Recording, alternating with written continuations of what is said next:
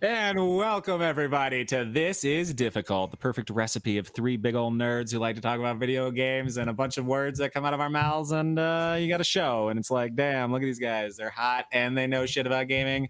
Wow, never ever will watch that is the review most people give. But tonight will be different because we bring you a new episode. Oh, I think that's a 10 out of 10 we'll watch again. That was an awesome intro. I'm a poet and I didn't even know I was one. Welcome to This Is Difficult, where we talk about video games and video game related materials. I am your co-host, Lord Yeshua, and the Josh in real life. We got Paul Ryugami-san on his channel right now, and Zach, another letdown. Don't let us down, baby.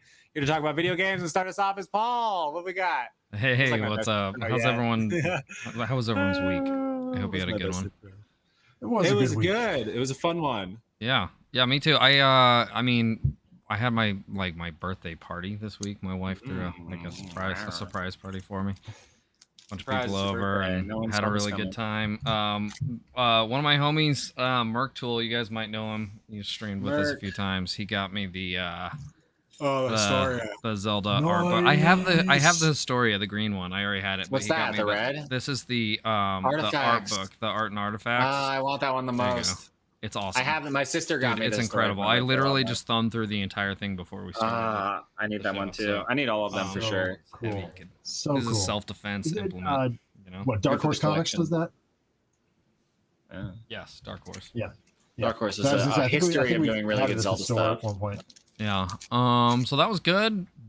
Drank a bunch of whiskey last night. Ate some steaks. The best. It was a fun time. It was a real fun time. Sounds it. So I had free comic book day yesterday, and that was an adventure also. Ooh. Got a free comic, he did. I got a lot of free comics and watched some people. But that's about all I'm going to talk about that, because what happens at Free Comic Books Day, what happens at Jetpack Comics Free Comic Book Day stays at Jetpack Comics Free Comic Book Day.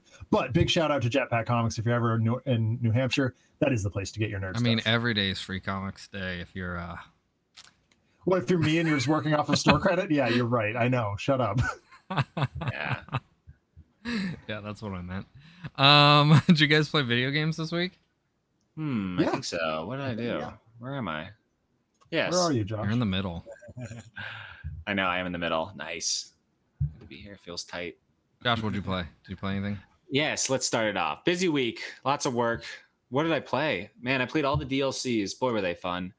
Did we talk about that last week? A little bit. Are you still super high ranked in Mario Golf? Are you still Mario Golf Pro? Are you Tiger Woods of Mario Golf? Okay, here's the excuses. Here we go. No, I'm just kidding. So basically got on, and it's just like so many people are finding out about it. It's really hard to keep that number down, I must say. I don't know how anyone in the top 10 stays there for more than like a second. So I am like 2,800 now. It's okay. How the mighty have fallen. I lose like 150 points per win, and I'm just like, this is grindy. I just don't want to right now. And I'm probably gonna be like 10,000 next time I log on, and I'm like, just because people are just not stopping.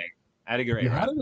I saw the top 200, so that's so cool. I was talking about that yesterday after Free Comic Book Day. A bunch of people were asking me about the podcast. I'm like, yeah, we've got one of the top ranked Mario Golf players in the world for a little bit. So funny. The hell did that last a week? Yeah, no, it's so I've been doing that. I probably will. I'll try and grind it out at some point. It's just I don't have time. These kids are like literally like, or people like whoever, just like if you stack 24 hours worth of fucking wins. And just sit on it, your points are just so much that I have to do 24 hours worth of wins in order to like get to that person's rank. And there's so many people who are just playing more and more. Pretty sure it accrues your numbers. Like you literally get points at the end of each match. And it's just basically like a bank of points. If you do horribly, you lose points, but it's like kind of hard for me to do bad. So I only pretty much, I'm not even kidding. So I've never lost points, which is great. So you have to catch up to these big dogs to even break like the top 1,000 now, I'm sure. So it's going to be, it's going to be intense. Crazy.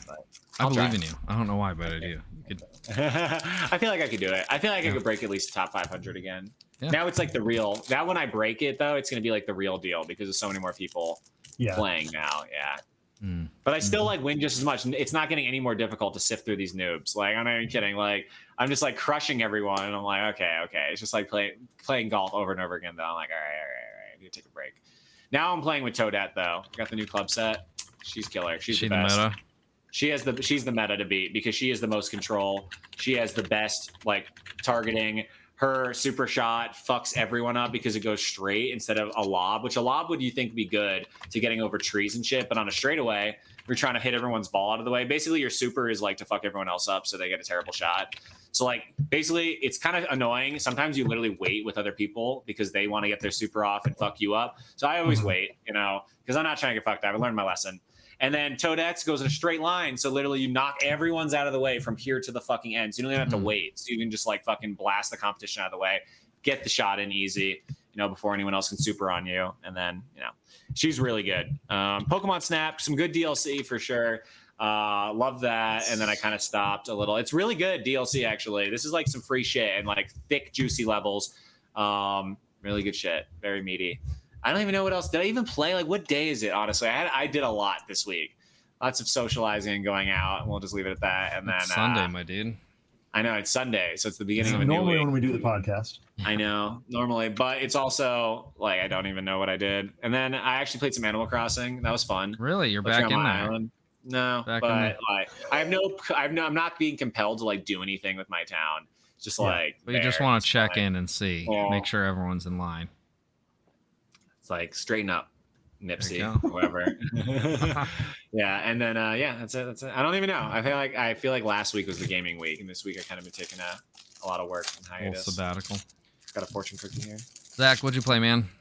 Well, my week was almost exactly the opposite of Josh's. I took this week as a gaming week. I was live a whole bunch extra, just to capture some footage because eventually I'll be doing some more reviews. And I played. On Monday, I played Sentinels of Freedom, Chapter 2, which I've been putting off for several months. It was a full year in between Chapters 1 and 2 for that game, so I had no idea what I was doing. And that game, like, I will talk about this when I properly review it. Yeah. It's welcome back, get effed. That first level in Chapter 2 is brutal. Yeah. I died 5 times. I'm playing on normal. In Chapter 1, I would die like once or twice on a couple of the harder levels. I died 5 times before I got it right. Dang. In the first level of Chapter 2, I'm like, I know Adam's got some mixed feelings about how that game went down. I'll get more in depth on that when I review it. But it is still fun.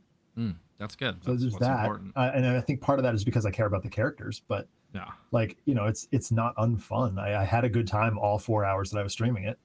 It was just incredibly frustrating. Yeah. Which is an odd feeling coming from an XCOM. I haven't played that game yet, but I mean that's. I wouldn't say it's necessarily par for the course with tactics games, but like there's certainly like parts of like the Shining Force games. I get to these certain battles and I'm just like, fuck me, what have I been doing? Like, I am not prepared for this at all, Right, exactly. And coming from playing a whole bunch of Gears Tactics, I was like, oh, I'll probably be fine. It's it's an XCOM like it, I'll just play it like I play Gears Tactics. Nope. Yeah. And again, I'll go into more detail on that when I review it properly. Cool. Because I actually do know what went wrong and what I was missing. Don't want to spoil too much. Yeah, we'll see when we get there. We'll burn that bridge when we cross it. Hell yeah. Tuesday, I streamed Warhammer 40,000 Space Marine. How was that? God, I love that game so much. It is. I'm sorry I missed that stream. I wanted to check that out. Yeah, I remembered it as sort of like Gears of War, but the similarities kind of end where, in so much as it's a third-person game where there's a chainsaw. Okay. It is in your face, crazy action, absolutely the most brutal thing, blood flying everywhere, orcs yelling at you. I wonder why that game didn't get as much attention. Like, I don't know. Because I didn't even know it existed until you mentioned it. Because it was during the flood of like PS3, PS4 era. I feel like where like all these games are just being like pumped out. I remember seeing that game for like $5 on the shelf. Oh yeah. Like, I mean, my brother picked this up at GameStop. I mean, you can see the I don't know how this is acting with the green screen, but you can see where he pulled off the tag. Oh wow. He got it for like $5 for me. I played it on my Xbox. Or no, I guess my Steam record said I played it on Steam, so I must have played it on Steam. I must have already had it. But he wanted to play it with me, and I guess it didn't work on Xbox One or something like that. And I played it with my best friend early on, and we loved it. The multiplayer is all just co-op, like versus stuff. Team co-op. You can't actually play the campaign co-op, which kind of sucks because I really wanted to do it that way. But God, I was giggling my ass off playing that game on Tuesday. You feel so powerful just running through a mob of orcs with a giant chainsaw. Does sound incredibly good. And occasionally awesome. I'm gonna have to go back and watch the replay of that because that sounds really cool. We had a great time. I will probably be streaming. I really love. I don't know. I don't know enough about the Warhammer universe at all, and I don't know how similar different games are. If they have a particular style or if they just like pick a genre and go for it. But I know that I've played Vermintide 2. Yep. And I know that takes place in a totally different like time period in Warhammer, but that game's fucking rad. Like I don't even care about the rest of Warhammer. That game is really, really fun. The Dawn of War games are some of my favorites of all time. And I would like to stream them at some point too. I don't know where they are on the list, but I will definitely I would love to get there at some point and revisit those games. But yeah, Space Marine was just it was a laugh a minute. We were having a great time, and I played a little bit more off stream just to kind of get through a tough spot. But I was saying to Chamali, I think I'm going to stop here just so I don't miss some action on stream. I think we're going to get this. I think this is going to be a full. Well, I'll have to catch the next one too, for sure. Yeah. For sure. We played a little bit of Mercenary Kings later on in the week, just grinding out some weapon stuff. Having a grand old time, chit-chatting through the whole thing. Good, relaxing game. Adam was asking us some questions about Mega Man Zero, so I had to fire that back up to answer him properly. Adam was being real stupid and tried to... Adam was being a dumb, let's put it that way. Yeah. He was trying to do the whole game without using cyber elves. And Paul and I were like, wait, whoa, no, dude, don't do that. You're literally handcuffing. He got all through the entire game. Up to the last it's boss pretty incredible that he got elves. So far without using cyber elves, because that is just like brutal. It's I've never absolutely even brutal. Tried. Yeah, it's such a handicap. It's freaking hard. And so we sent him back to grind out the cyber elves and get the proper Zero experience. Get your sub tanks, get your life bar. I can't wait for him to play Mega Man Zero 2. Zero 2 is the best. Yeah, I can't wait for him to play that. And we'll see how he feels. Josh, you've never played any of the Mega Man Zero games? Josh. So you've played Mega Man X, right? No, Josh. We gotta send you back in time. Maybe that's, dude. Do Mega Man X1. It's on the Switch, the Nintendo Switch, on the Super Nintendo deal. The Switch Online. Oh, it might be. Yeah, it is. No, it's not because they released the collection. Get the fuck out of here! I'm gonna look right now. I swear it's on there. I swear it's on there. Well, in the meantime, I will talk about. Maybe I made that up. Yeah, it sounds like you made it up. I went over to my sister's briefly, and I saw my niece playing Bowser's Fury, and so good. God, I was so happy just watching her work through that and seeing it through the eyes of a child. Like that's the way that game is meant to be seen. She die 100 times. Oh, a bajillion times, absolutely. Yeah. But that game is a little intense for a first Mario experience. Oh yeah, I mean, and I said, "Hey, swap over to 3D World." 3D World, and the 6-year-old came over and started watching, and I'm like, "Yeah, my buddies and I were trying to play Champions Road, and it was an absolute bloodbath." And Tegan goes, "What's Champions Road?" And I'm like, "Oh, let me show you." And I opened up my file, and the 6-year-old goes, "Oh, I could beat that. I'm like, "Sure, here you go." Did she fucking beat Champions Road? No, of course she didn't even come close. She didn't get the first jump. You guys are right. It is not on the Nintendo or the Super Nintendo deal. It is on the SNES Classic, which is a fucking thing I don't own. So. Oh, I've got that. I still recommend trying to find a way to play it. It's been ported to literally everything, and all these shmishmlishman. Mega Man 2, X1, 02. Take your pick.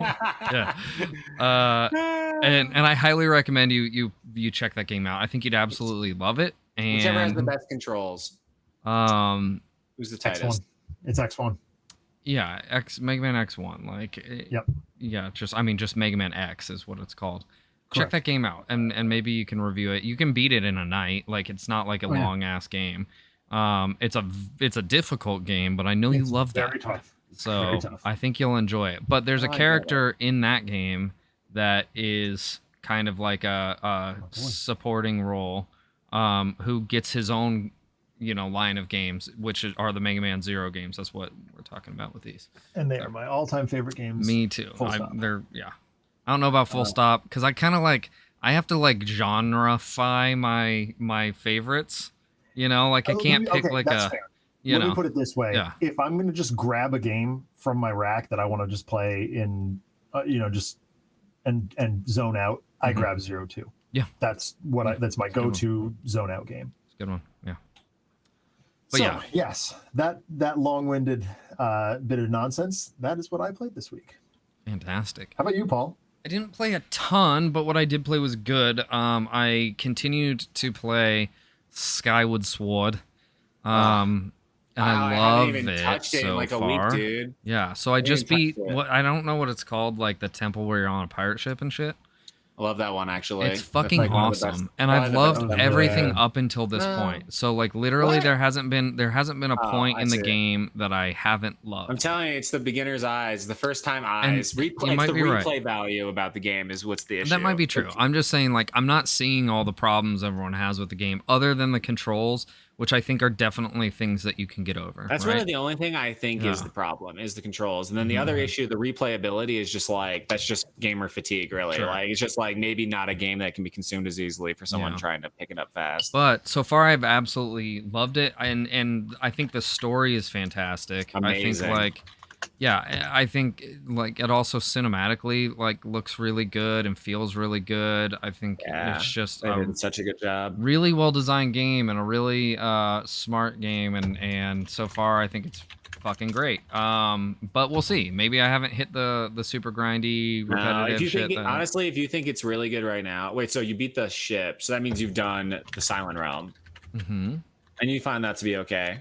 Yeah, I like it. Okay, if you like the Silent Realm, then I think you're fine, actually. Yeah, I don't see a problem with it. I think those are fun. It's a fun break from the traditional gameplay loop where you're doing doing a stealth mini game, which I think you get a little bit of that in some of the older games, like when you're trying to break into the castle in Ocarina of Time and stuff like that. But I think my big issue is the replaying the same areas. I'm okay, we played in the first part, and then we played in the second part, and then we got to go to the Silent Realm, which is every 3D Zelda does that. Literally every 3D Zelda does that. Yeah, every single area. I don't know. Pretty much. Not Wind Waker. If you think okay. Wind Waker is one of the few. It's pretty nice, honestly. Yeah, Wind Waker. I haven't ever finished Wind Waker, so. Dude. That's on my list. It's on my list. The big three, in my opinion, are Ocarina of Time, Majora's Mask, Wind Waker. These, as I know we're talking about Zelda. Jamal is about to say stop talking about Zelda. As much as all the games are amazing, those three are in my opinion, the big dogs that are the competitors. I say Skyward Sword's story is a competitor, though. Yeah. I agree with you completely. Skyward Sword's story was really well done. Yeah, it fills the role of an origin story very well, for sure. So then I've been playing for Samurai Saturday. Not really a samurai game, but what is it called? Wrath of the Ninja. Is that what it's called? What's the name of the damn game? Mark of the Ninja. Mark of the Ninja remastered. RPD got me this game. It's a game that Adam's been raving about. My brother, he's been raving about this game forever. He absolutely loves it. And I see why. It's a very awesome, really good 2D side-scrolling, stealth espionage ninja game. And literally the only thing I don't like about it is that it takes place in modern times. I have this stupid hang up about ninja and samurai shit being not period appropriate. Dude, I don't know if that's a stupid hang up. I have that too.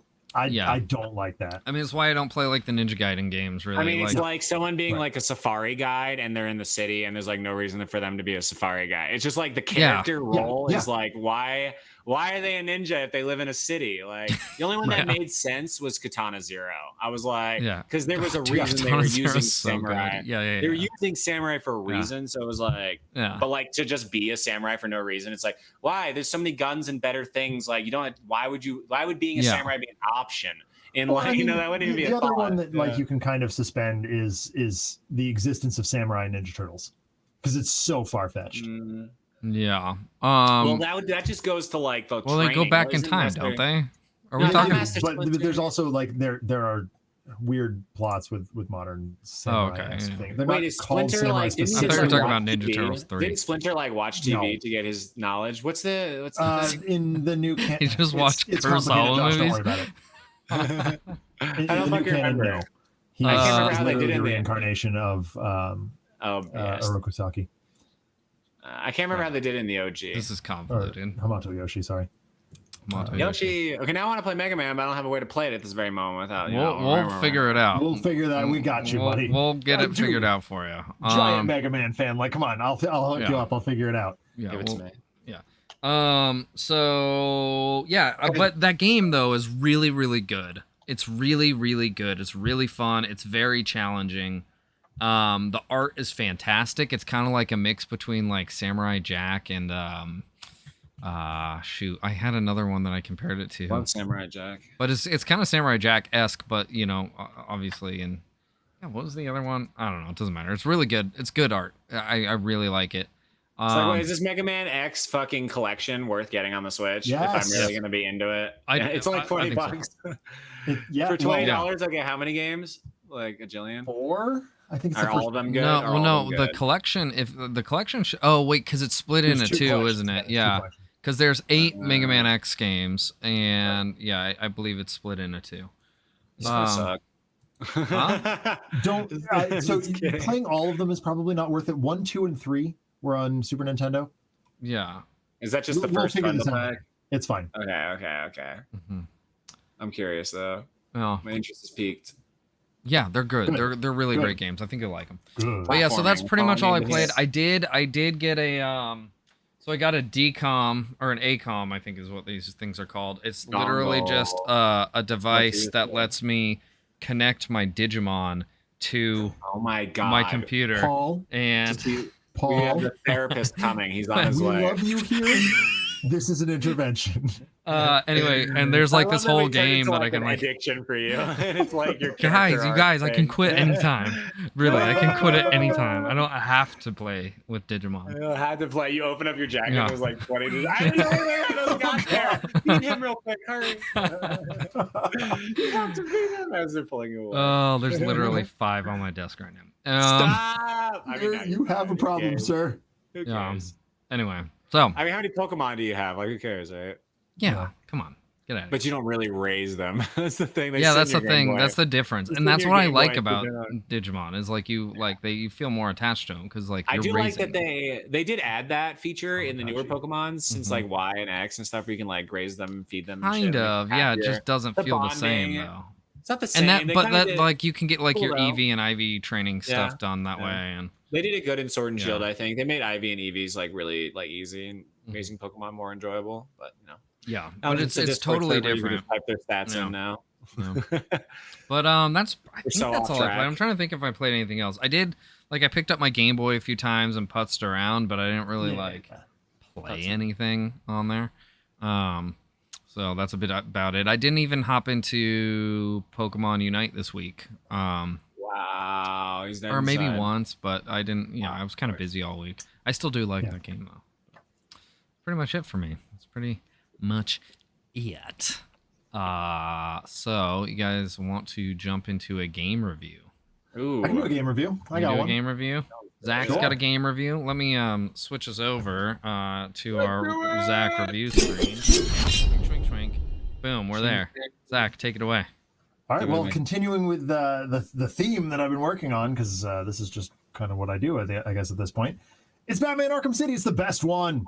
It's the best of the Arkham games, without any question in my mind. I played this one too.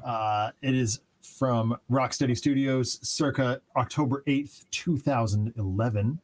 So just after college for me. So I must have played it at my parents' house while I was in the throes of depression trying to find a career. Nice. I'm making that up. I was perfectly fine. Glad you figured it out. I played it on PC, which I firmly believe is a PC with the controller is the best way to play these games.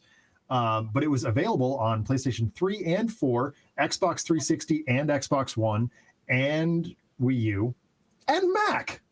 So I actually might have played it on Mac. Now I'm thinking about it, because that's what my parents have. Although I had this, I don't know. I played it on either PC or Mac the first time. God, I loved it. It was just enough of an open world to be considered an open world game, but you're Batman. You get to fly around the city, and you can cross the city in a matter of a minute and a half, maybe, from longest point. So it never really feels like a full open, like a Skyrim or a Breath of the Wild type open world situation. Did you ever play the game Infamous on PlayStation? I played that. 3? I didn't love it. Really? You didn't love it? I did not have access to a PlayStation 3. God, I love it. Reminds me of Sunset Overdrive. I'm just like, Sunset Overdrive was my introduction. Maybe you would like it then. I know a lot of people that like Sunset Overdrive a lot. Yeah, maybe you would like it. I'm one of those people. I like it, but it's like I just don't love open worlds in general. Like the way you explained it, though, like this one in particular sounded a lot like Infamous, because it's not that big of an open world, but it's enough that you can have that feeling of freedom. Lightning one? Yeah, it's the lightning guy. Okay, yeah. Okay, it's really good. So yeah, I watched somebody play that one. I didn't play it myself, but yes, that's fair. That's a fair assessment. That's a fair comparison. Cool. So I really like that. The fact that it's not an overwhelming map. Yeah. You can find things really easily. You can pinpoint the location where you want to drop. And the plot, the writing is so tight. Damn. Like the whole arc revolves around the Joker basically on his deathbed. Ooh. And spoilers, at the end of the game, he dies. Oh yeah, I remember this. And it's on Batman's conscience because Batman had the cure for him in hand and couldn't give it to him in time. My God. And it completely sets up the story arc for Arkham Knight, which I'm working through right now. Or at least that a part of that Arkham Knight story arc. Another part is set up through the Azrael side quest. The side quests are all relevant in Arkham City, which is really cool. The DLC was really good. I loved being able to play as Catwoman for small segments. She just plays. She acts differently than Batman, and for the first time in the series, you get to play as a different character. She climbs walls. She does stealth a lot better than he does because that's what she's built to do. Like Batman is large and imposing once he gets into combat.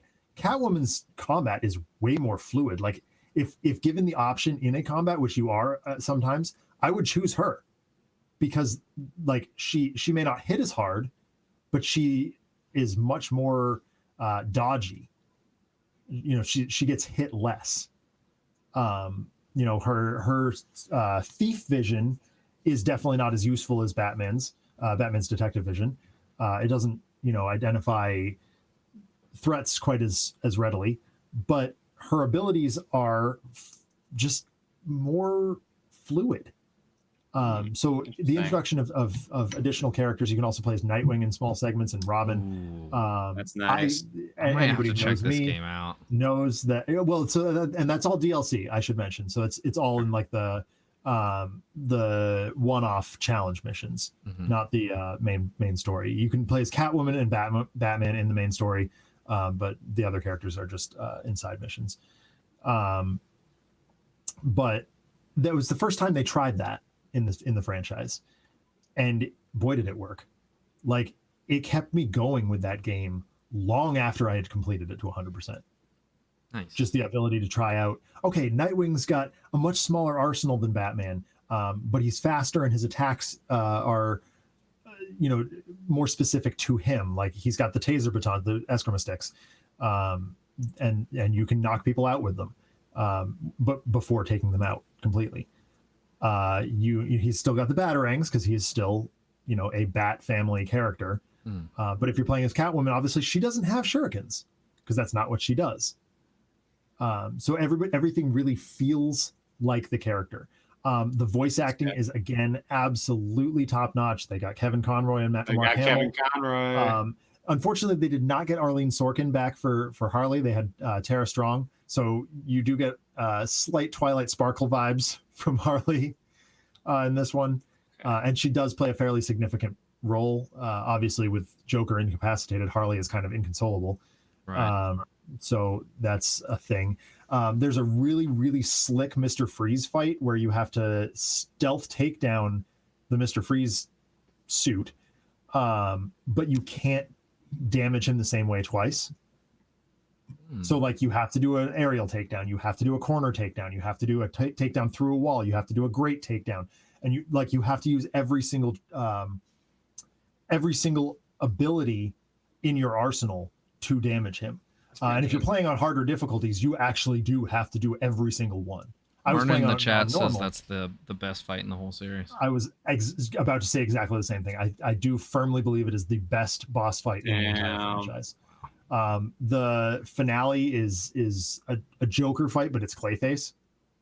Ooh, I remember that. Yeah. That's cool. Which is really cool. I was so excited about that fight that I immediately painted the Clayface Joker mini on watching paint dry that week. Oh, cool! Yeah, just so I can talk more about it. It's so much more of a satisfying ending than the ending to Arkham Asylum, where it's just this weird quick time eventy Joker fight that doesn't even really feel like Joker. The graphics are incredible. It looks and feels and sounds and I would say smells like Arkham. Or like Gotham City, and I say smells. Obviously, that's a visual 4D thing, but it gives you the feeling like you're there. Mm-hmm. All the dialogue of just nameless thug number 12 on the corner, it sounds like they're on edge and worried about. Oh, hey, I think I saw Bruce Wayne in Arkham City. What's he doing here? How did he get in trouble? The people they feel like full characters instead of just yelling at you when they get into combat. Right. It's the bat. It's the bat. Yeah. Nope. They're very specific. Like no two buildings are exactly the same. So when you find a group of thugs to beat up, it doesn't you have to use the environment around you. If you're on the steps of a building, you got to make sure you're on the high ground. Otherwise, you're going to get smacked from above.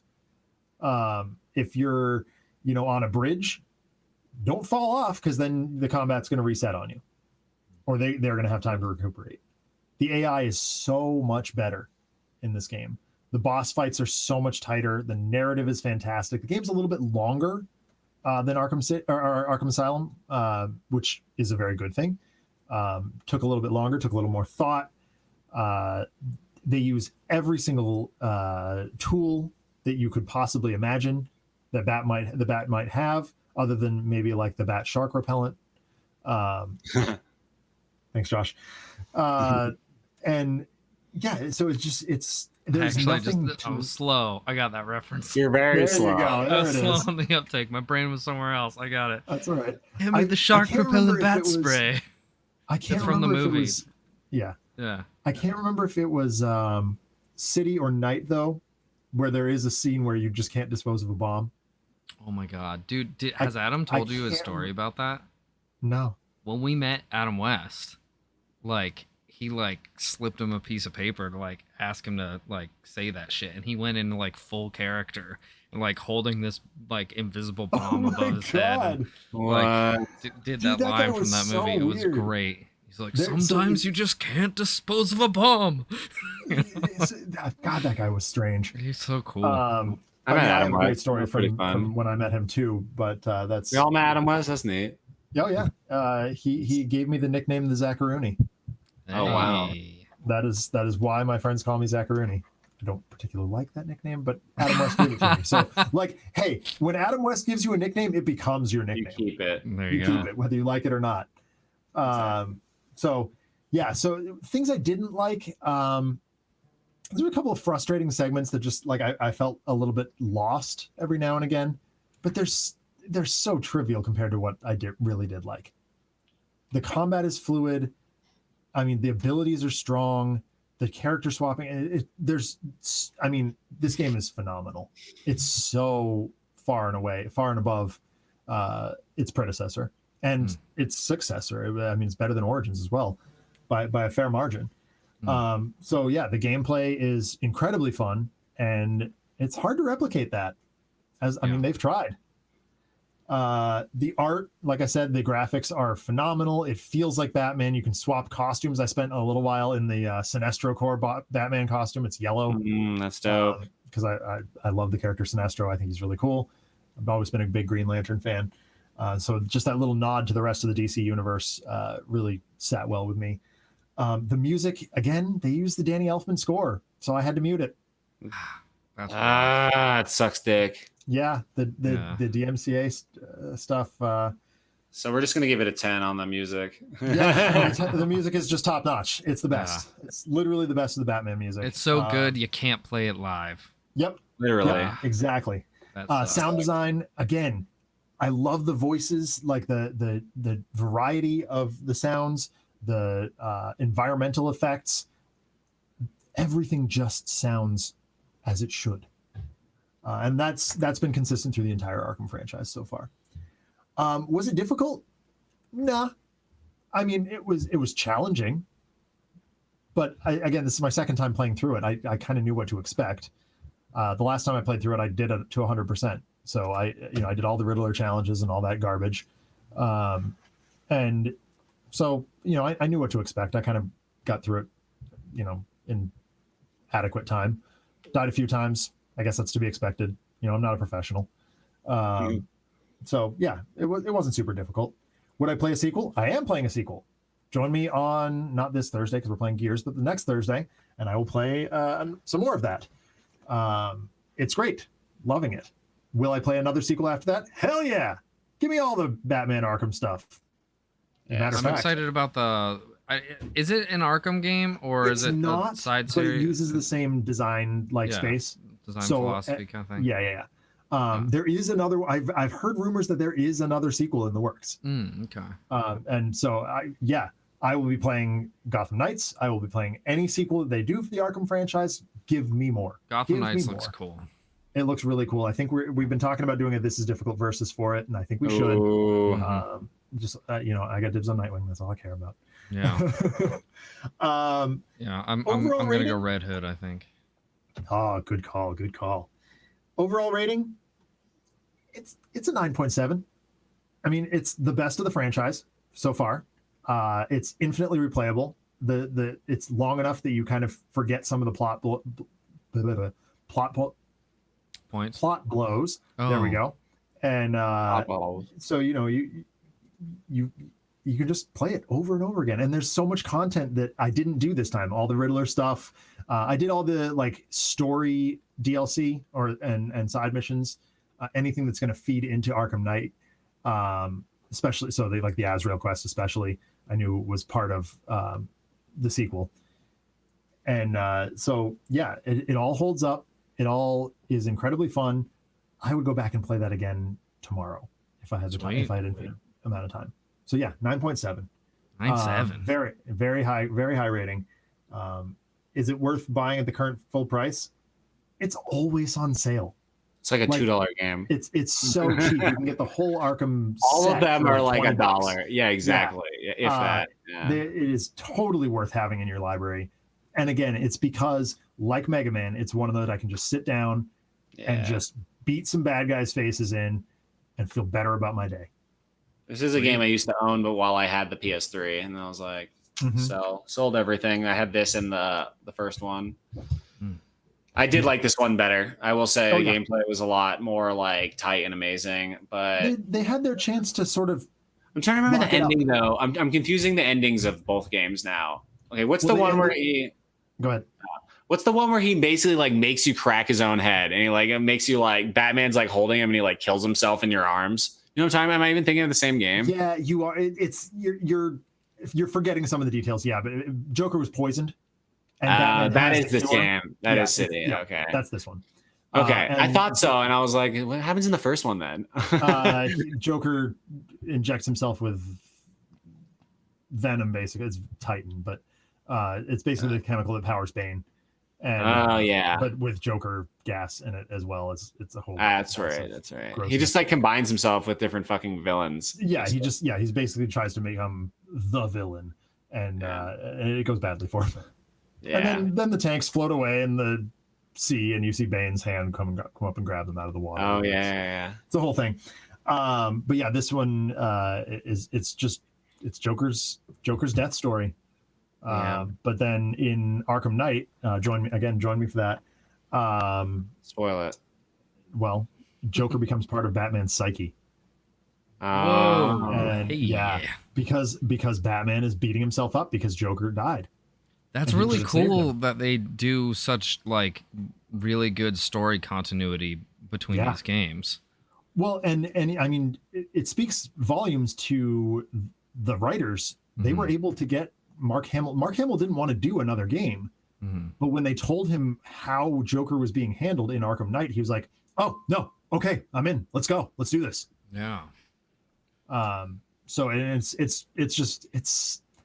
he's so far and away the best Joker we've ever seen. I know. A lot of people doubt that. I tell people that all the time, and they're like, "Oh, but he's like."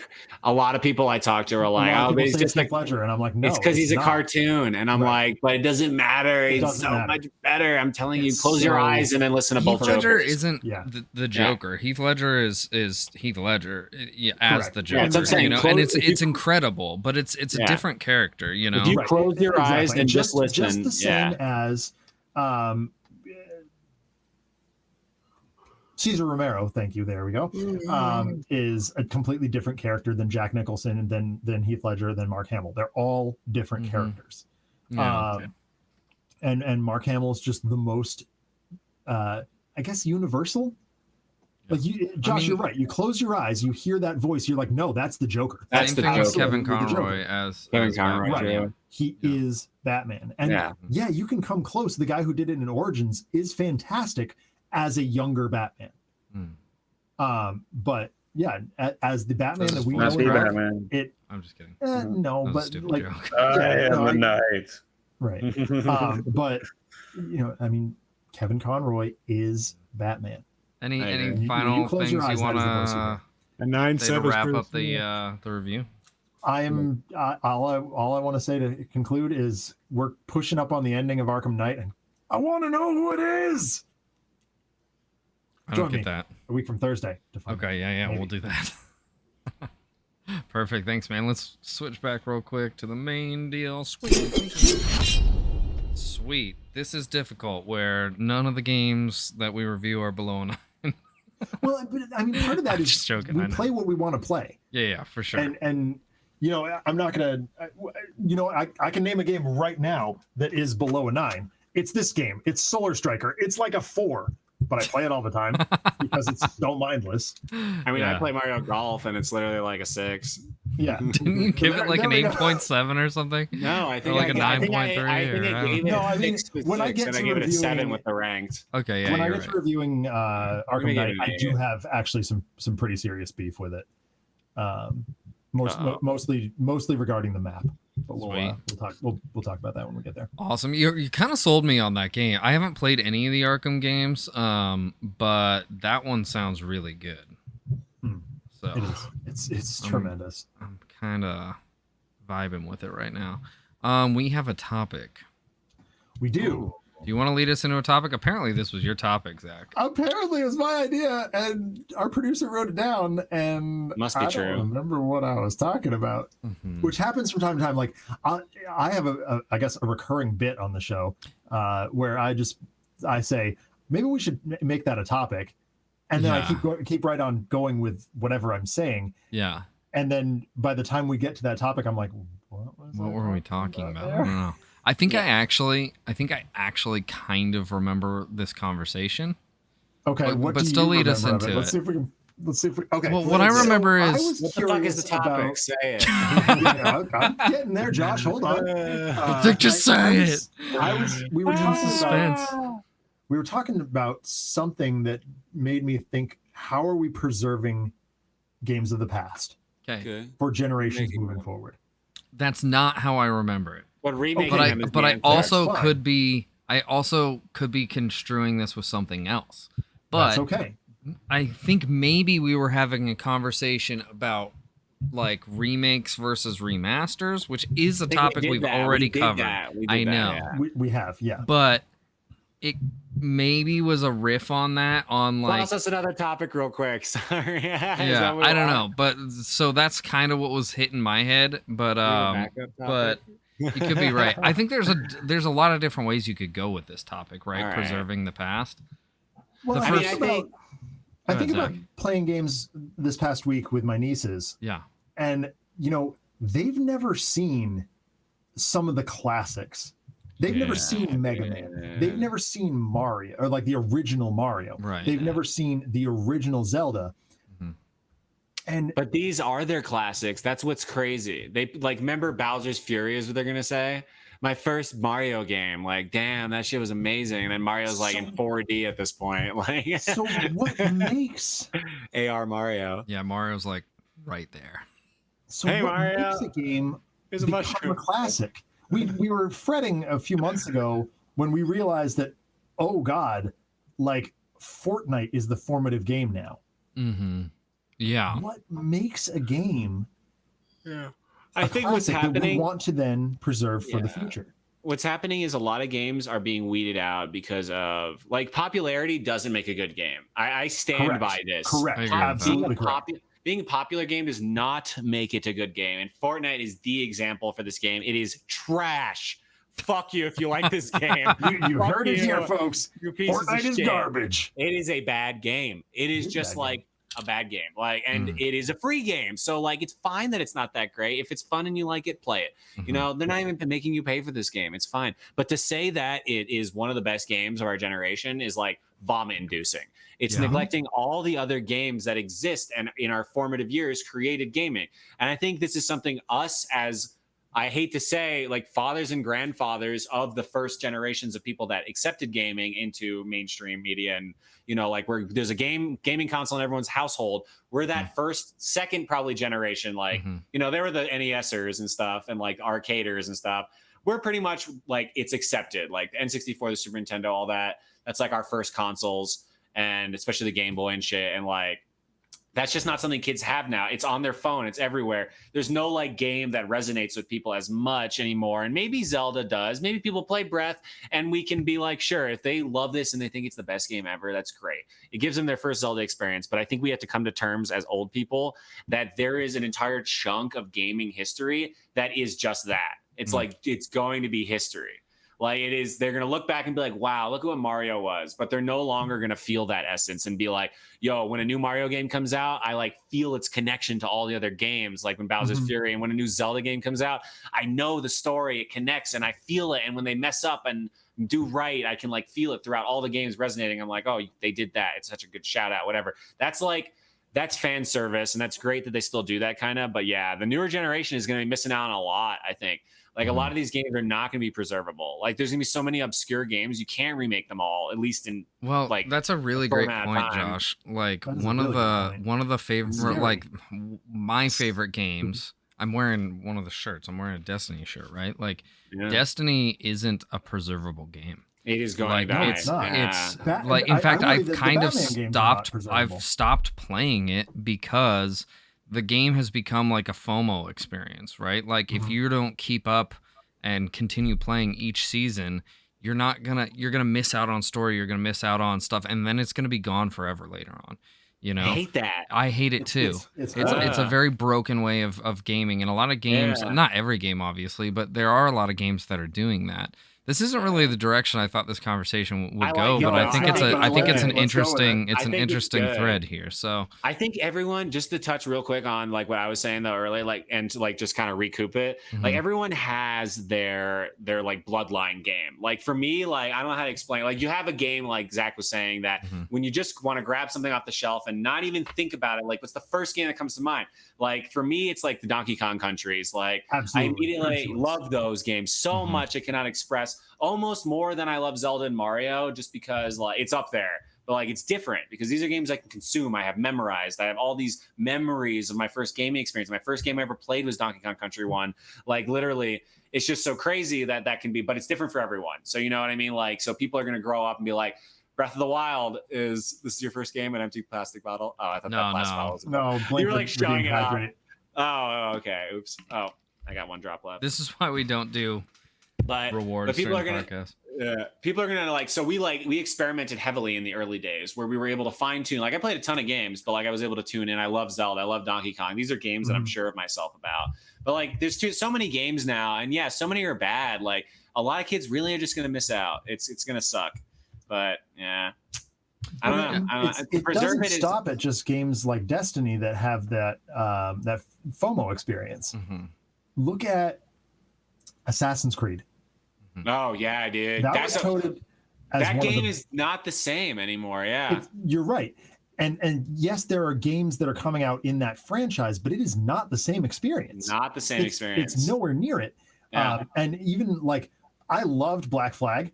I didn't play it myself. I watched it, but like, that's a cool game. That's a really cool game. That's where all of those games just got like remastered and put on the Switch. You know, like correct, all of those. Like, how long can you keep that up? I agree. You know, I don't know. Here's another thing. If you remaster a game and it's not ready to be remastered or it's not right for the demographic or something like that, let's take Assassin's Creed as a great example, actually. This is a game, Assassin's Creed 1. This is a game that when I first played it on the PS3, it held up at the time. I then played it after playing any other Assassin's Creed ever, and it does not hold up. It is so clunky and old, and it really doesn't hold up, but I have my memories of how good that game was still. Now that's being remade, this new demographic and generation might play it and be like, oh, okay, like, looks okay, but it's like, you know, we thought it looked good, but they're going to be like, why does this look like this? And they're going to be like, this is so clunky, and this isn't really a game I want to play. I want to play a new game, you know? It's like, okay, but like it might not be accepted, and a remaster could always flop a game then because you only get one real shot. Link's Awakening, great, heavily received. 3D top-down Zelda games are now back. Everyone in this new generation loves 2D Zelda games. We're back, baby. It could have been shot down, though. It could have been new generation of people are like, I only want to play Breath-style games. That's also why Nintendo might be banking on the Breath engine, is because this new generation of people, we need to get them to fall in love with this world. You know what I mean? So give them more of what's current and like give them more of what they're currently getting. That's why I think the next Mario is going to be Mario Odyssey too.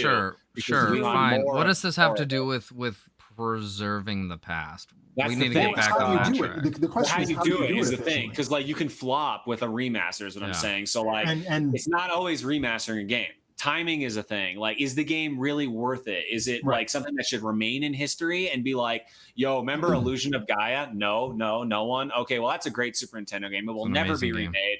Amazing game. I cried when I played that game when I was like 11 years old. And I was like, this is text-based and I'm crying. Like, shit. Putting aside Nintendo for a second, let's look at classic PlayStation era. Yeah. It's also a lot of good stuff back then. What classic PlayStation games have been remastered yet?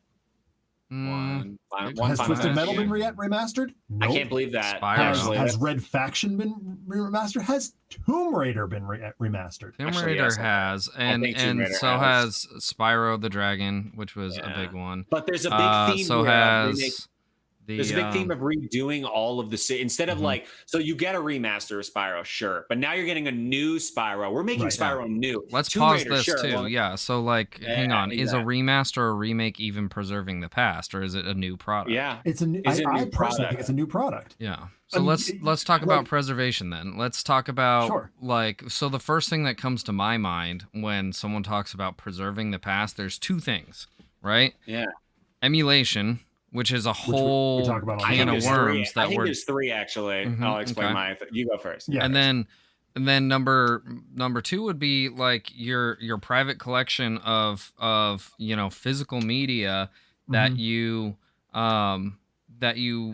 find ways to play. And there's a lot of different ways you can do that. There's, you can, if you have like an old CRT TV, you can, use the original hookups and that, this and that. Yeah. If you don't, there's like a million different types of like upscalers, like HD upscalers for these consoles, ranging from dirt cheap and they kind of suck to like you're looking in like the anywhere from $150 to $300 range where you're getting some really nice products that upscale your classic games, and you can play those on modern hardware. You can play that on like on modern truly preserving it, TV. which is playing the original, allowing easy access for the new generation. And that's getting harder and harder to do because these classic games are getting extremely expensive. That's why I think the third option, and it's the most commonly chosen one for movies and TV, and everyone's doing it now, is to rehash the game, rehash the idea. Instead of remaking or remastering, do it new. Do it again, but new. In the example that Legend of Zelda Breath of the Wild is The Legend of Zelda. In the sense that God of War, new God of War is God of War, no numbers next to anything. Right. You're redoing God of War. It is a new game now. You know what I mean? So when you say it, you don't think God of War 1, you think new God of War. When you say God of War. Even Back 4 Blood, right? Back 4 Blood. It's a good example. It's Left 4 Dead. My friends and I were playing it the other day, and we were like, well, this definitely isn't as scary to us as Left 4 Dead was. Like, Left 4 Dead was genuinely frightening in some points because they just take you by surprise. And God, I still want to beat that Forest Temple run. But Forest Temple? there's a Forest Temple mod from Ocarina in Left 4 Dead 2, and it's freaking rad. It's but it's like, I guess you're right, Josh. Like, you do just introduce it as a new product. Yeah, is a game worth? So the creator has to be like, do we give them a Link's Awakening remake, or do we literally make Link's Awakening 2 and re-inspire people? Like that's like with Link Between Worlds is a good one actually on this one, where it's do we remake Link to the Past, or do we give people a new experience? I know it's like not too much of a jump, but like I feel like a lot of companies, especially with TV and shit, like especially with Netflix and movies and people like Karate Kid, Masters of the Universe, all this shit getting redone. We're not remaking the show, we're doing it again. Dark Crystal, whatever, But at the same time, like that gets lost. So with Turtles, Shredder's Revenge coming out, what happens to Turtles in Time? It's gone. It's gone. It gets absolved in the past. And that's the thing. We remake a lot of stuff. We correct timelines when we do it fresh. We don't get the same product. You know what I mean? Like, but we're getting like it's like if we all of a sudden jumped from like OG Mario to like Mario Odyssey. It's like not the same game anymore. These are not the same game. This is not even Mario if you change what the character looks like. 2D Mario to Mario Odyssey. Like, how is this the same fucking game? You jump on things. Okay. So there's another way that I've seen, some companies preserving games, and that is like you get the classic consoles, right? Like the SNES Mini, the NES Mini, the Sega, Master System, Genesis Mini, whatever. PlayStation Mini. You got the Nintendo online like SNES and NES selections on there. Now, technically, these are all emulation, right? They're all running on emulators. But and so is the Retron, like the Hyperkin Retron that I use. It's all emulation. Yeah.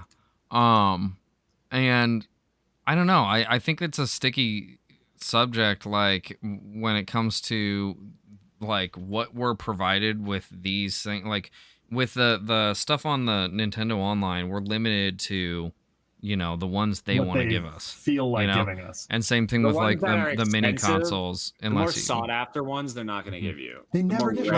Was it Earthbound? Earthbound isn't on there. Like Mega Man X in the. Yeah. Well, okay. Well, they've properly re-released that, but like, I know. But you're right. And I don't want to buy that, but I'm gonna. Yeah, you are. It's really good. Like, what about?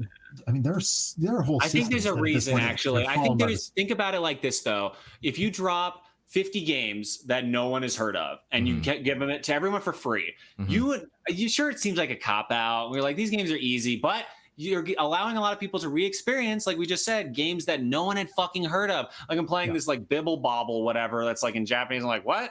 This is some secret drop that didn't even release in America. Okay, it's stupid and lame and small, but like it's cool. It gets the games out there, and everyone knows about Mario RPG, about Chrono Trigger and shit, and Mega Man. They don't need to put them on there because it still popularizes it in real life, and you can go out and buy a Super Nintendo and a hard cartridge, or like find another copy, and it still keeps the name out there. It is a smart tactic. It also does get other games out there, but I agree. You should give all the merchandise away like for free. Like, let's be real here. I obviously think if I haven't played Mega Man, I think it's lame that I have to. Yeah, like, I think it's lame that I have to. But this is a subscription. That's why I'm like, give us more. Right, yeah. But I mean, there are whole systems out there that are completely not represented. Most of them are handheld, but like Where can I play Dreamcast? Neo Geo. How do we not have that yet? Holy shit! How have we never even talked about a Game Boy store on the Switch? It's a fucking handheld. We've console. talked about it. We have. We've oh man, they could go all the way up to. I mean, there's a lot of speculation that that's coming very soon. You know, but that people have been saying that. People have been saying that for 2 years. Game Gear store. Yeah. I want all the way up to Advance. I don't even want. Dude, let's talk about how the freaking Wii U and the Wii had the goddamn and the 3DS had the eShop. Yeah. The fucking this eShop was so good. You could buy Ocarina of Time for $8. Yeah, but it was the virtual console, and it was like $6 for a Super Nintendo game, $8 for an N64 game, $10 for a GameCube game, or something like that. And I was like, this is godly. Or no, his NES was like 6, Super was 8, and N64 was like 10. I think it was. I was like, that is insane. I bought Chrono Trigger for $8. I was like, what? This is amazing. You guys are gods. I could play Paper Mario. I could play whatever I want. Like Mario RPG, that was godly. Why can't we do that? If they want to put them all on there, maybe because it's too close to real emulation, and they're just like, we're just kind of like selling emulations. That's what they were doing. Yeah, so exactly. if they want to cut back on people pirating things, that's what you do. Mm-hmm. It's hilarious though, because you do that, and the Wii is so capable of having WADs and other things like stored in those like little squares and spaces. It's like basically capable of storing all these different modules that it became so hackable. And it's like literally homebrew is too easy to run on this because it's literally made for having these emulators inserted from the internet. It's literally being homebrewed by Nintendo, and like so it became way too moddable and all that. And that might be something they're scared of because the Switch now is now moddable. It just became hackable recently, and it's very easy to brick your shit. I'm not going to do this until the next generation comes out. I will probably soon want to mod my Wii U, but it's like, but they need to have more accessibility like that, because it's like, why withhold all that shit? So like there are answers to like how to preserve shit. Yeah. But it's like not always easy, and we have to accept that we might lose a lot of the past in the process, and like just have to be the storytellers on that. So here's a question that just popped into my head. This is all well and good for us. We know these games exist. We want to play them again. Exactly, for us. But where does my niece how does my niece get to know about these games? She doesn't. Through you. That's the thing. Through you. That's the thing. You have to be sitting there. Word of mouth. Yeah. Like I gave her Link's Awakening for her birthday, and she loves it. It's incredible. But it's not the same experience that we had. No. But that's the thing. The same experience is expectation as well. We saw 6 bits. We saw 10, 16 bits, whatever. The worst bits and sound and everything. We're like, damn. 8 and 16, Josh. There you go. Donkey Kong land on my Game Boy in green and black. And I'm like, how is the rendering so good with 8-bit pixel on a Game Boy in all green and black? I'm like, this looks so good. Now they would see that and get bored instantly. Phone games look infinitely better than that did, and they're at your hand. So like, it's not the same. Like, we can teach them, but like literally, you go over your homie's house when you're 8 years old and see a Super Nintendo lying on the ground. You'd be like, "Yo, let's play some Mario World. What's good?"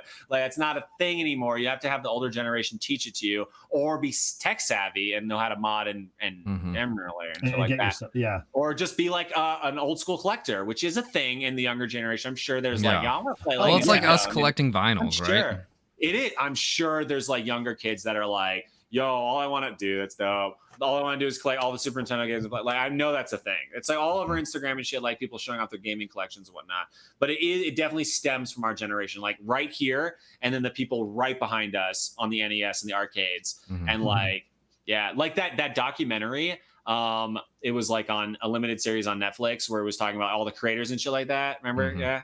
It's like, that's like also, I recommend watching that. I cannot remember what it is called at all. Recommend watching that if you guys want to like talk about preserving games too, because that's like just about like how the older generation like dealt with it and how it's like aging now. And one of the things that I'm observing here is like, we are the first generation that has kind of we've been born into video games existed before, just barely before us. They were perfected at our time, though. They were like good. They were like okay before us, and like some of them were like, okay, you really have to like love it in order to like, you know, like that NES shit. I don't know if I would have been a fan as much if the NES was my first thing. I mean, my first console technically was a Atari 2600.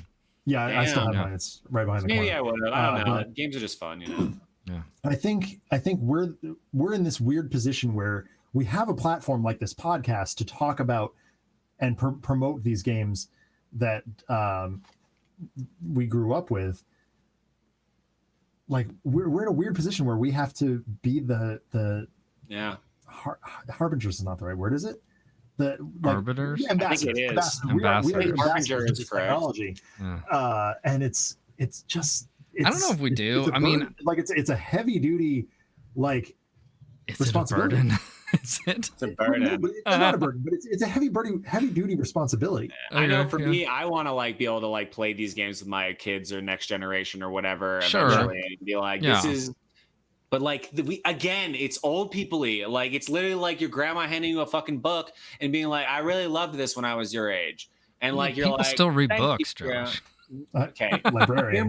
Hear me out though. You know what I'm saying though, and like with pretend books are obsolete, you know. Or you're like, I only read it on the computer, Grandma. I mean, you could say the same thing about movies too, right? Like, I think actually movies are a much closer analog, right, to games. Because books, because a book is like for sure timeless, right? But a movie, there's certain things there's limitations to movies that kind of make some movies not timeless. Now, are we talking Kurosawa? No, those are timeless movies, you know, but like, that's what I'm saying. A whole gap of like gaming was like completely shot in the foot by its technological like capabilities. Like, yeah, so it's like it is great that they're remaking these things, like, but you need to like really do it. Like you really need to give people a Link's Awakening remake all the time for a bunch of different games. Maintain the spirit of the game, which I think that remake in particular is probably one of the best ones remake to do it. Yeah, I think that is the best remake. Like if we're talking like spiritual ignition, like you now are playing this game again for the first time. Link's Awakening nails that, and if they really want to do that, like with more games, I think it has to be that drastic. Like it has to be something where you're like, it's not just a better look. The game feels better. There's so many quality of life enhancements it's breathed back into. But you still feel the same playing it. Yeah. Like, exactly. Yeah. But for like a game like Skyward Sword, I'd say that's not necessarily the way you reinvigorate. Like it wasn't long enough, in my opinion. I'm not saying I don't appreciate this remaster. Skyward Sword, but I think it could have been longer. Like we could have seen like Wind Waker again or something, or like something older, and we would have been maybe happier. I don't know. I'm pretty stoked about this remake. Like I think are you happier than Link's Awakening? Yeah, I think it's more. I think it's more appropriate considering Nintendo's current plans for Zelda. So like I think it fits into the you know, like what their plans are and what they're trying to do with the next iteration of Zelda. It also illustrates, you know, where the evolution came from that brought us to Breath of the Wild. And Nintendo is so smart. A lot of these people are like geniuses about how they do their remakes and stuff. And Nintendo is absolutely machine gunning remakes at us at a lightning speed, and we don't even see it. Like I literally don't even know Mega Man is a collection until I look at it and like, oh, Nintendo sells that. Nintendo has everything for you. Everything old you've ever played or your friends have ever played when you were a kid, you never got to play, you can play again. Yeah. They're like, it's literally like so many ways to play so many different games. Give us Ocarina of Time already. I'm revolting. Right on. Any final thoughts on it, guys? Like, what do you think? Like, just within like one sentence, what do you think is the best way to preserve a game? Zach, go. Oh, I think the best way to preserve a game is just word of mouth. Okay. We've got to talk to the younger generation and make them aware of the games that we grew up on. Josh. I gotta agree with Zach. I know it's actually kind of crazy that this is the answer, but like as much as I want to say remaking the games constantly is the answer, like Disney status, remake them, now they're live action, whatever. That's not the answer. I think it's sitting down with people and be like, oh, cool, Fortnite, that's cool. But now, like, check this out. Mario, dude, how good is it now? You want to see the older ones? Oh, check this out. This is where it started. This is the roots. This is what it feels like to play the old stuff and like how it used to be. Like that's really how the games get preserved. Is you have an uncle who has an N64 and you're like, oh, I kind of want to play that. And you're like, shit, Ocarina of Time is better than Breath of the Wild. I never knew.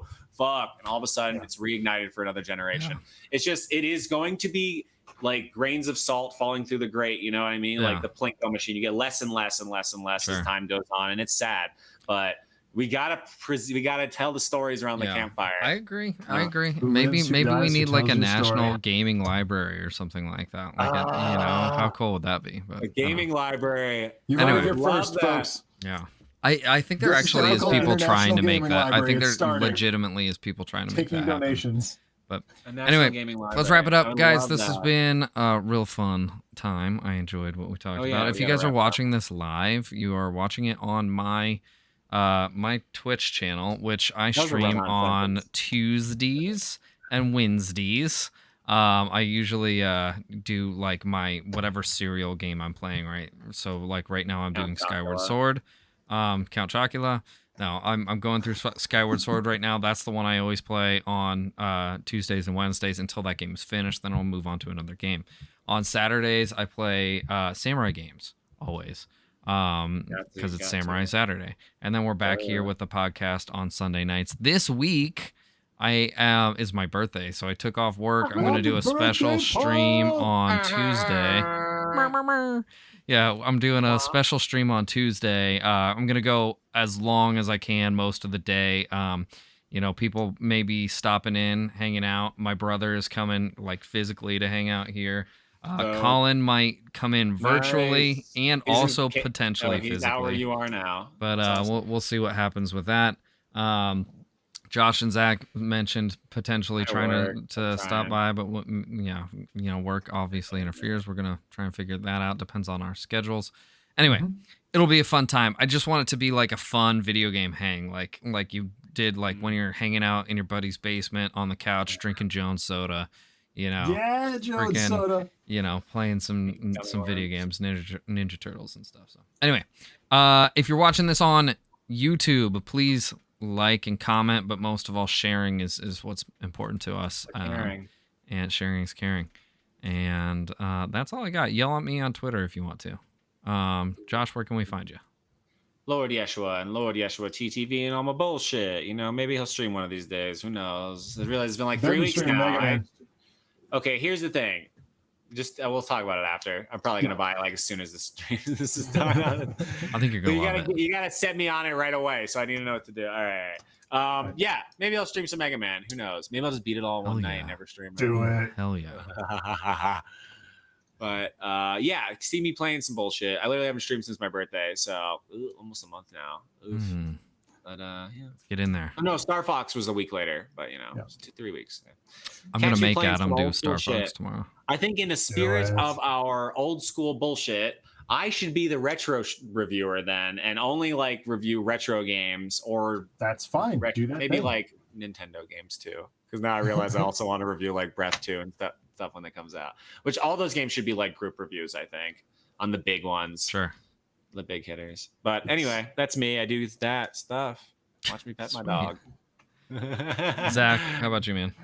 I'm live on Thursday night for Gears Tactics with my buddy Alex. It's a show called Gear Up. That'll be at 7 o'clock Eastern time. We'll be live Friday for Tabletop Simulator Cooperative Board Games at 6 o'clock Eastern, and at 10 o'clock Eastern on Saturday, we will be painting some miniatures. Oh, some artwork. Nice. And I might possibly go live tomorrow. I don't know what my schedule is. Cool. Well, we love you guys. Everyone have an awesome night. We'll see you guys next time. See you guys. Peace.